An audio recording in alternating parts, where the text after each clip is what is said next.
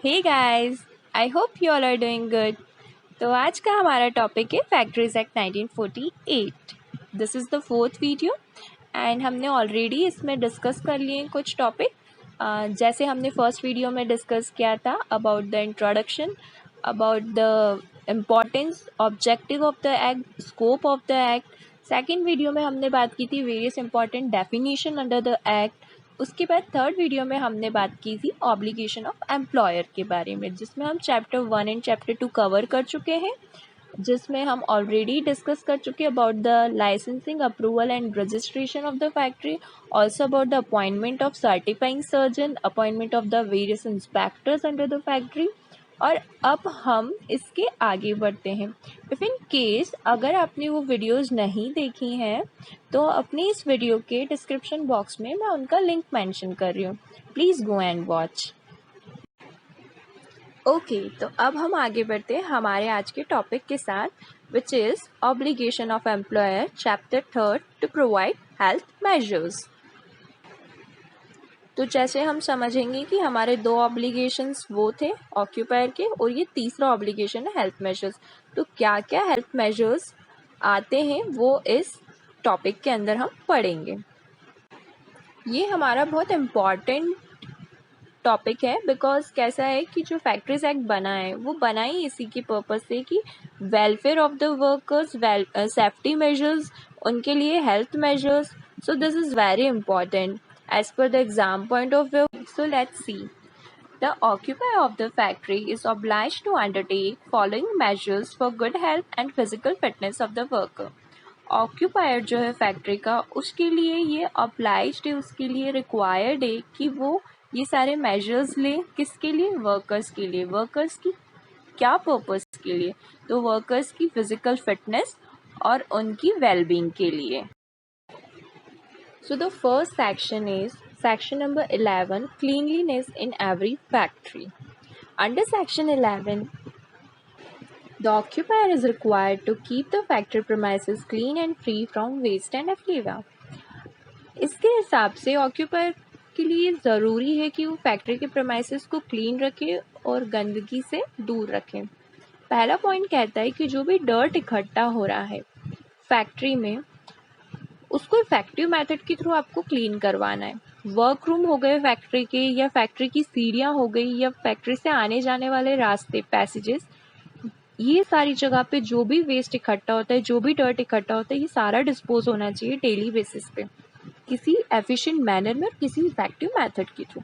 Second point says to become, अगर कोई ऐसा है एरिया कि ऐसा वर्क किया जा रहा है फैक्ट्री के अंदर जिसकी वजह से जो फ्लोर है वो वेट हो जाता है, गीला हो जाता है, इन दैट केस आपको रिक्वायर्ड है कि ऑक्यूपायर जो है प्रॉपर ड्रेनेज सिस्टम के लिए स्टेप्स ले और वहाँ पे प्रॉपर ड्रेनेज प्रोसेस किया जाए। नेक्स्ट पॉइंट सेज कि वर्क फ्लो जो है जहाँ पे वर्क किया जा रहा है वो प्रॉपर डिसइंफेक्टेंट के साथ क्लीन होने चाहिए, कम से कम एक बार हफ्ते में, कम से कम एक बार। मतलब एवरीडे जो क्लीनिंग हो रही है वो हो रही है, बट अपार्ट फ्रॉम दिस हफ्ते में कम से कम एक बार डिसइंफेक्टेंट के थ्रू क्लीन होना चाहिए। Okay, so next point is जितने भी वॉल्स है फैक्ट्री के अंदर, सीलिंग्स है, जो पार्टीशंस बना रखे हैं, या जो स्टेयरकेसेस हैं, सीढ़ियाँ वगैरह, सारी जगह वाइट वॉश होनी चाहिए कम से कम एक बार 14 महीने के अंदर। 14 महीने के पीरियड के अंदर कम से कम एक बार ये वाइट वॉश हो जानी चाहिए। अगर जो फैक्ट्री में है वॉशेबल पेंट किया हुआ है तो 3 साल में एक बार वो आपको पेंट करवाना है, और अगर नॉन वॉशेबल पेंट है तो कम से कम 5 साल में एक बार वो पेंट हो जानी चाहिए। नेक्स्ट पॉइंट इज जितने भी विंडो फ्रेम्स हैं, जो दरवाजे हैं फैक्ट्री के अंदर, मेटलिक फ्रेम है या शटर्स हैं, ये सारे पेंट और वार्निश होने चाहिए कम से कम 5 साल में एक बार। और नेक्स्ट इज जितनी भी वाइट वॉशिंग, पेंटिंग, वार्निशिंग हो रही है फैक्ट्री में, ये सारा आपको रिकॉर्ड मेंटेन करना है एक रजिस्टर में इनके डेट्स के साथ। ओके,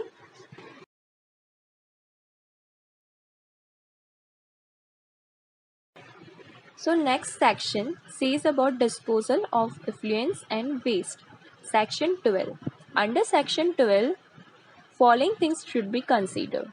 ऑक्यूपायर को रिक्वायर्ड है फैक्ट्रीज के लिए वो अरेंज करे proper and effective waste treatment and its disposal. जिस अमाउंट में फैक्ट्री में काम किया जाता है उसी अमाउंट में वहाँ पे वेस्ट जनरेट होता है, और उस वेस्ट के थ्रू पॉल्यूशन भी बहुत होता है, और वो फैक्ट्री के जो वर्कर्स हैं उनकी हेल्थ के लिए भी अच्छा नहीं है। तो इसलिए कुछ प्रॉपर तरीका होना चाहिए कि ये वेस्ट डिस्पोज किया जाए, इसका ट्रीटमेंट किया जाए, और इस रिगार्ड में स्टेट गवर्नमेंट को जो लगता है वो रूल्स प्रेस्क्राइब कर सकती है डिस्पोजल और ट्रीटमेंट ऑफ वेस्ट के लिए। So our next section is section number 13, ventilation and temperature. इस सेक्शन में ये कहा गया है कि फैक्ट्री के अंदर एक ऐसा माहौल होना चाहिए कि फ्रेश एयर आराम से आना जाना कर पा रही है, मतलब फ्रेश एयर ओपनली आ जा सकती है, ऐसे सफोकेटेड माहौल नहीं होना चाहिए, और टेम्परेचर इस तरह का हो कि कंफर्टेबल हो, आराम से काम किया जाए। सूटेबल टेम्परेचर और सूटेबल वेंटिलेशन होना ज़रूरी है फैक्ट्री के अंदर। सो हमारा नेक्स्ट सेक्शन है section number 14, prevention of dust and fumes. ये सेक्शन बात करता है जो डस्ट इकट्ठी हो जाती है और जो फैक्ट्री से वो काला सा धुआं निकलता है, जो गंद रहती है, ये अगर फैक्ट्री में इकट्ठे होते रहेगा और उस एटमॉस्फेयर में यही रहेगा, उस सराउंडिंग में ये इकट्ठा हो जाएगा, तो सबसे ज़्यादा इसका इफेक्ट पड़ता है वर्कर्स की हेल्थ के ऊपर। तो वर्कर्स की हेल्थ एंड सेफ्टी के लिए ऑक्यूपायर को रिक्वायर्ड है कि वो प्रॉपर एग्जॉस्ट अप्लायंसेस को यूज़ करके, एग्जॉस्ट फैन को यूज़ करके ये डस्ट एंड फ्यूम को फैक्ट्री से बाहर करें। Okay, so next section is section 15, artificial humidification. Factories में जब ह्यूमिडिटी बढ़ जाती है तो वो जो एटमॉस्फेयर होता है उसको कंट्रोल करने के लिए जो स्टेट गवर्नमेंट है अपने अकॉर्डिंग उनको जो ठीक लगता है वो रूल्स बना सकती हैं। ह्यूमिडिफिकेशन के स्टैंडर्ड्स बता सकती हैं, मेथड्स बता सकती हैं कि कैसे आपको ह्यूमिडिटी को ट्रीट करना है, और टेस्ट बता सकती हैं जिसके थ्रू आप जान पाओगे कि कितना एटमॉस्फेयर ह्यूमिड है फैक्ट्री के अंदर, और उसको रिकॉर्ड कर सकते हो आप। नेक्स्ट इज वर्करूम के अंदर ठंडी हवा रहे, ह्यूमिडिटी कम हो, और वेंटिलेशन के मेथड्स वगैरह प्रिस्क्राइब कर सकते हैं। एंड अगर ह्यूमिडिटी बढ़ती है किसी फैक्ट्री में तो रिक्वायर्ड है कि वहाँ जितना भी पानी सप्लाई किया जाए पीने के लिए वो प्यूरिफाइड होना ज़रूरी है। So this is the next section, section number 16, over crowding. ये बताता है कि कोई भी फैक्ट्री का वर्करूम इस तरह से ओवर क्राउडेड, इतना भरा हुआ नहीं होना चाहिए वर्कर्स के थ्रू कि वो वर्कर्स की खुद की हेल्थ के लिए इंजीरियस हो जाए। ओके, नेक्स्ट इज कि जो भी फैक्ट्री एक्ट के बाद बनी है उसमें हर एक वर्कर के लिए स्पेस जो है वर्क एरिया का वो है 14.2 क्यूबिक मीटर्स, मिनिमम इतना स्पेस हर एक वर्कर को मिलना चाहिए। एंड जो इस एक्ट के पहले बनी हुई फैक्ट्रीज है उनमें 9.9 क्यूबिक मीटर का एरिया हर वर्कर को दिया जाएगा ताकि ओवरक्राउडिंग अवॉइड किया जा सके और ऐसा एनवायरनमेंट हो कि वर्कर की हेल्थ के लिए इंजीरियस ना हो। So next is section number 17, lighting. ये सेक्शन बात करता है कि जो फैक्ट्री प्रीमाइसेस है वहाँ पर प्रॉपर और सफिशिएंट सूटेबल नेचुरल और आर्टिफिशियल लाइट्स होनी चाहिए ताकि वर्कर्स अपना काम आराम से कर सके, और वो फैक्ट्री के पासवेज में भी होनी चाहिए। ठीक है, नेक्स्ट इज की ग्लेयर्स होने चाहिए ताकि रिफ्लेक्शन वाली चीज़ को भी हैंडल किया जा सके, जिस तरह से हम अपनी आँखों के लिए सन ग्लास यूज़ करते हैं, right. Next is section number 18, drinking water. ये बात करता है जो वर्कर्स फैक्ट्री में काम कर रहे हैं उनके लिए पीने वाले पानी की, इसके लिए भी प्रॉपर अरेंजमेंट होना ज़रूरी है। बहुत जगह ऐसा होता है कि ढंग से अरेंज नहीं किया जाता है, पर इसीलिए इस चीज़ को अवॉइड करने के लिए ऑक्यूपायर को साफ कह दिया गया है कि वर्कर्स के लिए सफिशिएंट सप्लाई होना चाहिए वाटर का, और लेजिबली मार्क्ड होना चाहिए कि वो पीने का पानी, ऐसा नहीं कि कैसा भी पानी उनको पिलाया जा रहा है। और अगर 250 से ज़्यादा वर्कर्स काम कर रहे हैं तो हॉट सीज़न के टाइम पे उन लोगों को वाटर कूलिंग का फैसिलिटी देना ज़रूरी है। Next is section number 19, which talks about washrooms. Factory में जितने भी मेल फीमेल वर्कर्स हैं उनके लिए सेपरेट वॉशरूम फैसिलिटी होनी चाहिए, सेपरेट यूरिनल्स होने चाहिए, और सारे वॉशरूम को टाइम टू टाइम वॉश और क्लीन किया जाना चाहिए डिटर्जेंट डिसइंफेक्टेंट्स के थ्रू।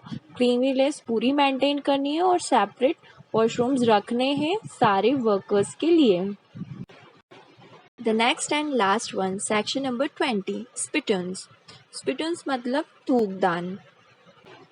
फैक्ट्री प्रीमाइसेस के अंदर सफिशिएंट नंबर में और सुटेबल लोकेशन जहाँ जहाँ भी रिक्वायर्ड है वहाँ हर जगह पर थूकदान रखे जाने चाहिए ताकि लोग इसी का यूज़ करें और डर्ट ज़्यादा ना हो। एंड ये आपको क्लीन एंड हाइजीन रखना भी रिक्वायर्ड है। ऐसा ना हो कि ये रख दिया है तो ये गंदगी और बढ़ा दे। इसकी क्लीननेस और हाइजीन भी मेंटेन करना ज़रूरी है। And this is all for the health measures. So in the next video I will be sharing with you about the other obligation of employer about the welfare amenities and safety measures. Till then you keep watching this, and please guys do like, share, comment, and please do subscribe my channel. If you really like my videos, keep me motivated. It really keeps me motivated to make more videos for you guys. Thank you. Bye bye.